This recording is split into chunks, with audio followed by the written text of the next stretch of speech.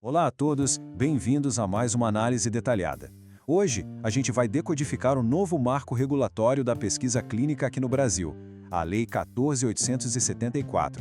Olha, muito mais do que apenas uma regra jurídica nova, isso aqui é basicamente o roteiro de como o país planeja equilibrar três pilares absolutamente vitais: a velocidade da ciência, o rigor ético e, claro, a proteção inegociável da vida dos pacientes. Pensa só, o grande dilema da medicina moderna é exatamente este. Como é que a gente acelera aquelas descobertas que salvam vidas sem acabar tratando os participantes como meras cobaias? O nosso desafio é criar engrenagens que sejam ágeis o suficiente para a inovação, mas que tenham freios absolutos quando o assunto esbarra na dignidade humana.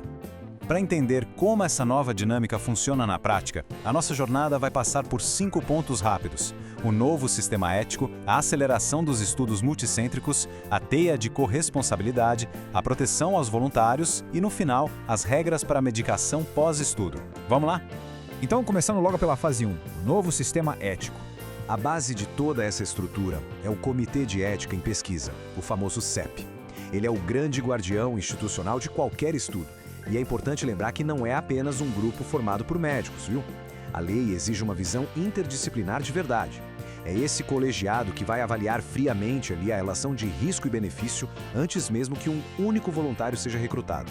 Agora presta atenção, porque aqui a gente tem uma das mudanças mais importantes. A gente passa a ter prazos para o processo de avaliação dos projetos a serem seguidos de forma rigorosa. Sabe aquele gargalo histórico da burocracia? Pois é, atraso na aprovação significa atrasar tratamentos. Então agora, a lei impõe dias úteis estritos. São 10 dias para aceitar documentos, 30 dias para o parecer ético, um limite máximo de 20 dias para ajustes e, olha só, um caminho expresso de apenas 15 dias para emergências de saúde pública. Ou seja, a engrenagem agora gira bem mais rápido, mas mantendo todo o rigor científico. Avançando para a parte 2, a aceleração dos estudos multicêntricos. Gente, a regra do jogo mudou drasticamente para as grandes pesquisas. Antes, imagina só, um estudo rodando em 10 hospitais diferentes exigia 10 aprovações éticas completamente redundantes, o que paralisava a ciência. O novo marco traz avaliação única de estudos multicêntricos de alto risco. Isso significa que a análise ética central passa a ser feita por um único comitê. É uma aceleração simplesmente monumental no cronograma dessas pesquisas maiores. O que nos leva à parte 3, a teia de corresponsabilidade. Afinal, quem presta conta se algo der errado? A legislação atual faz uma distinção claríssima dos papéis na linha de frente. De um lado, a gente tem o patrocinador, que é quem carrega aquelas obrigações logísticas mais pesadas, tipo o financiamento, o controle de qualidade, o monitoramento e o relato dos eventos adversos. Já do outro lado, a gente tem o pesquisador, que atua lá na linha de frente clínica mesmo, garantindo que o protocolo seja seguido à risca e cuidando diretamente da segurança e do bem-estar diário do paciente.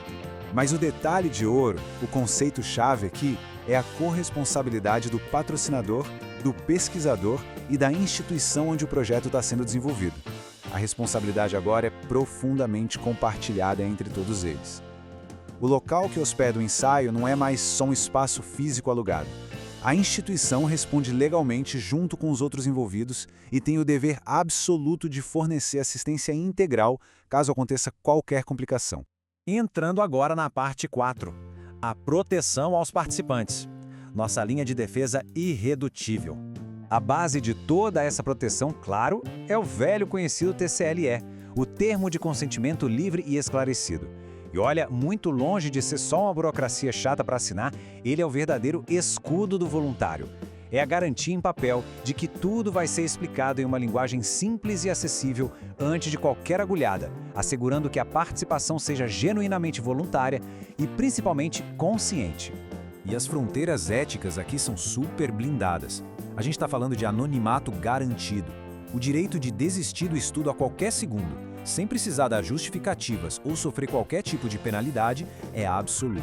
Outro ponto crucial é expressamente proibido qualquer pagamento pela participação, justamente para evitar que a necessidade econômica de alguém se torne uma forma de coerção. E bom, se algo der errado no percurso, a indenização e a assistência de saúde integral são direitos garantidos por lei. E finalmente chegamos na parte 5, as regras para a medicação pós-estudo. Acabou a pesquisa e aí, o que acontece com o paciente? A lei previne qualquer tipo de abandono com a exigência de um plano de acesso pós-estudo. O cuidado com o paciente depois que os dados são coletados passa a ser um pré-requisito absoluto. A estratégia para continuar fornecendo aquele medicamento precisa estar toda desenhada e aprovada pelo CEP muito antes da primeira dose do estudo ser administrada. É literalmente uma rede de segurança que a gente constrói por antecipação. A legislação define critérios claros para acesso à medicação pós-estudo de forma gratuita e contínua. Para que esse direito seja ativado, a doença deve ser grave e ameaçar a vida. Não pode haver alternativas locais satisfatórias para aquele paciente. A medicação precisa estar resolvendo um verdadeiro vácuo clínico ali e, claro, os benefícios devem superar claramente os riscos. Então, é um direito garantido, sim, mas com base em fatores estritamente técnicos e humanitários. E da mesmíssima forma, a lei traz também critérios para a interrupção desse fornecimento. O tratamento pós-estudo não pode simplesmente ser paralisado pela vontade do patrocinador, a não ser que aconteçam estes cenários muito específicos que a lei prevê. Se o próprio paciente decidir parar, se ele for curado ou surgir uma alternativa melhor, se a medicação parar de fazer efeito ou apresentar perigo, se ocorrerem reações adversas graves ou se o remédio finalmente se tornar acessível ali na rede pública de saúde. Se nenhuma dessas condições for atendida, suspender o tratamento é estritamente ilegal. Simples assim. Bom, tudo que a gente viu até aqui constrói uma ponte bem sólida. Essa lei estabelece um sistema onde a responsabilidade compartilhada não é só teoria, é a norma prática. É um avanço enorme que empurra a ciência médica brasileira direto para o futuro, garantindo aquela agilidade que a gente precisava, mas mantendo a segurança e os direitos humanos rigorosamente ancorados ao chão. E a grande questão que fica para a gente refletir é sobre o impacto real de tudo isso. Com a burocracia bem reduzida e proteções muito mais robustas para quem decide emprestar o próprio corpo para a ciência, um novo horizonte se abre. Resta agora a gente observar de perto como é que a aplicação prática de todas essas regras vai acelerar o dia em que novas curas finalmente vão chegar àqueles que mais precisam. Fica a reflexão. Obrigado por acompanharem até aqui e até a próxima.